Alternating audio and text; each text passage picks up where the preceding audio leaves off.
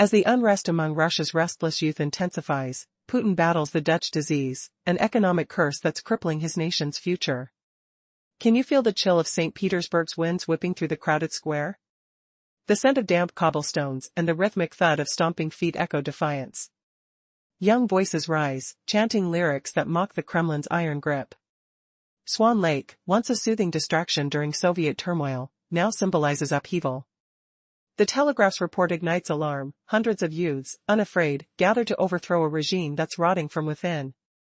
Dutch disease, that silent killer, grips Russia like a vice. Over-reliance on oil exports starves other industries. Imagine factories crumbling, unused, echoes of laughter fading in empty halls. Putin's policies fuel this decay, leaving infrastructure brittle and economy stagnant. The question hangs heavy: will the people shatter this cycle before it's too late? Ghosts of past conscriptions haunt. 245 18-year-olds perished in Ukraine. The Guardian uncovers horrors: 200 camps brainwashing abducted children. Neural manipulations twist young minds into weapons. British Broadcasting Corporation reveals broken vows, scores press-ganged into battle. The air thickens with urgency as masses demand peace. Paranoia grips the Kremlin ruler, his villas overlooking cooperative lakes a facade. Youth ignore state media, 61% tuning to social media, 37% to Telegram. Television fades, 34% clinging hopelessly. Draconian censorship looms, fines hit $64, a month's wage for many. Banned music seeps through virtual private networks, elusive as shadows. Noise MC's tracks amass millions of views, defying bans. His flight to Lithuania sparks arson warnings, a gang's graffiti brands him traitor. Pianists fires target dissenters, leaving charred doors and AC. In a country where dissent often leads to dire consequences, a growing unrest is brewing amongst the youth, echoing the frustrations of a generation tired of oppression. An alarming revelation by the Chicago Council on Global Affairs, in collaboration with the Levada Analytical Center, exposes a troubling disconnect between the Russian youth and their government. In May 2024, a survey unveiled that many young Russians, ages 18 to 34, distrust state-run media, opting instead for digital platforms to stay informed.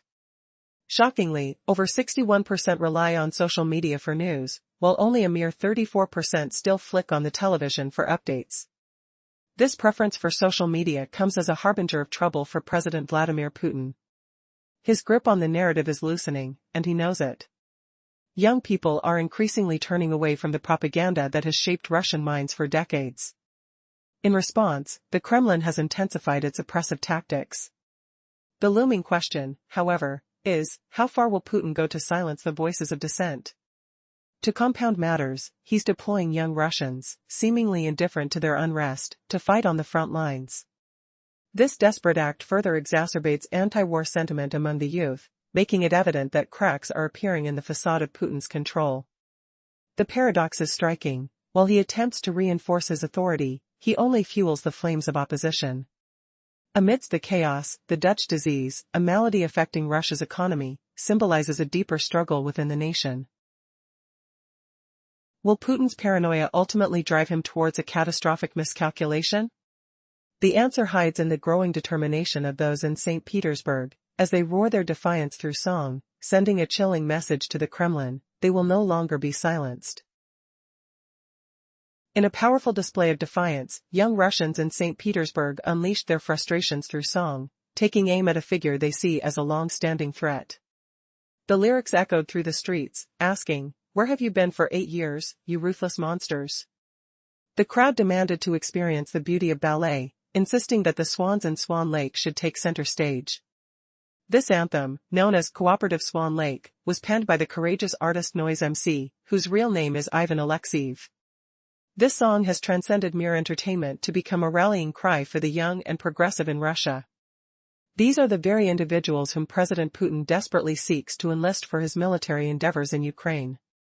Noise MC is emblematic of the harsh censorship gripping the nation, where dissenting voices are systematically silenced. Alexeyev was among the first artists to publicly oppose Putin's aggressive actions after the country invaded Ukraine. Fully aware of the potential repercussions, he chose exile in Lithuania, where he continues to create music that condemns Putin and his government's policies. The Kremlin has responded with hostility, branding him a foreign agent who would face dire consequences if he ever returned. An alarming incident in March illustrated the lengths to which the establishment would go to intimidate him. A gang aligned with pro-Putin sentiments attacked his residence, igniting flames at his doorstep. Their intent was crystal clear: send a chilling message to Alexeyev. Graffiti left at the scene insinuated that he was a traitor, with words scrawled from a group known as the Pianist, notorious for targeting artists who dissent.